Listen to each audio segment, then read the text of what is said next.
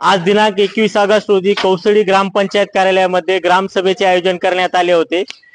या ग्रामसभेमध्ये गावातील नागरिक हे मोठ्या प्रमाणात उपस्थित होते आणि ग्रामसभेमध्ये ग्रामसभेचे अध्यक्ष म्हणून प्रशासक विस्तार अधिकारी आडते तसेच ग्रामसेवक हे देखील उपस्थित होते। गावातील नागरिकांनी विविध समस्या जे अडचणी आहेत गावामध्ये, रस्ते खराब झालेले, पाण्याची सुविधा नाही, अस्वच्छता यासह अनेक विषयावर चर्चा झाली व तसेच गावकऱ्यांनी प्रशासकाला धारेवर धरले। काही वेळ गोंधळ उडाला होता, परंतु नंतर नागरिकांनी माघार घेत शांतता निर्माण केली। तसेच आज रोजी जे इथं नागरिक उपस्थित आहेत त्यांच्याकडून आपण काय त्यांची प्रतिक्रिया आहे, ग्रामसभेमध्ये काय ठराव पास झाले हे जाणून घेऊ। आपल्या सोबत गावाचे युवा कार्यकर्ते आहेत, त्यांनी ग्रामसभेमध्ये अनेक विषयावर प्रश्न विचारले। तर प्रशासकाकडून काय म्हणजे आता गावामध्ये उद्या पोळा हा सण आहे आणि गावातले रस्ते अत्यंत बिकट अवस्था झालेली आहे, चिखल साचलेला आहे आणि गावामध्ये बैलांची मिरवणूक निघते उद्या, परंतु गावामध्ये चिखल असल्याने शेतकऱ्यांना मोठ्या प्रमाणात अडचण निर्माण होणार आहे।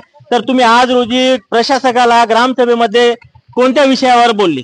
रस्त्याच्या विषयावर आम्ही त्यांच्याकडे आमचा प्रश्न मांडला होता, पण त्यावर त्यांनी आम्हाला उडवाउडवीचे उत्तर दिले की ग्रामपंचायतकडे पैसा नाहीये, ग्रामपंचायतकडे कोणता निधी नाही, असं उडवाउडवीचं उत्तर दिलं त्यांनी।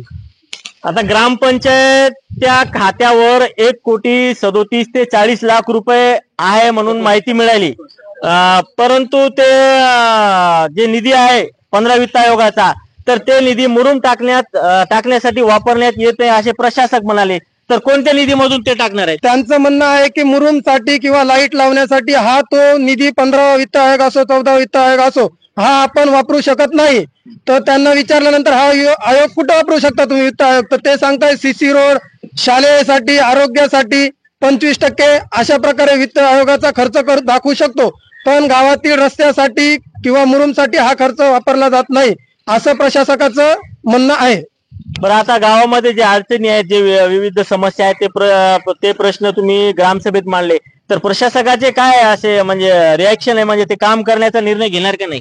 प्रशासकाचा कोणताही निर्णय काम करण्याचा नाहीये आणि प्रशासक कोणतीही गोष्ट विचारली असता उडवाउडवीचे उत्तर देतो।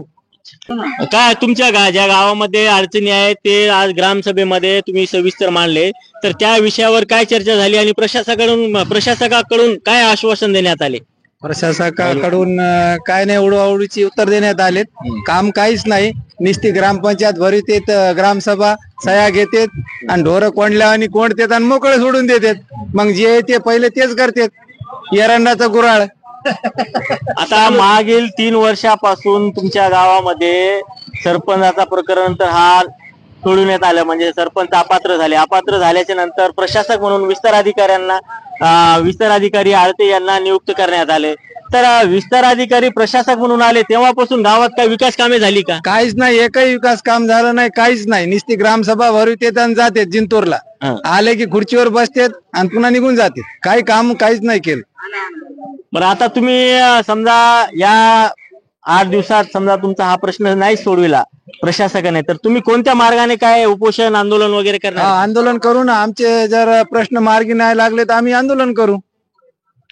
हे होते कौसडी येथील ग्रामस्थ। कौसडी जिंतूर तालुक्यामध्ये लोकसंख्येमध्ये 3ऱ्या क्रमांकावर गाव येते आणि 17 ग्रामपंचायत सदस्याची बॉडी आहे या ग्रामपंचायतवर। आणि मागील काही दिवसापूर्वी सरपंचाला अपात्र ठरविल्याच्या नंतर या ग्रामपंचायतवर प्रशासक म्हणून विस्तार अधिकारी आळते यांची निवड करण्यात आली। विस्तार अधिकारी कमीत कमी निवड करून 3 महिने झाले, तरी देखील गावामध्ये 1 रुपयाचाही विकास झाला नाही असं ग्रामस्थांनी आरोप केलेला आहे।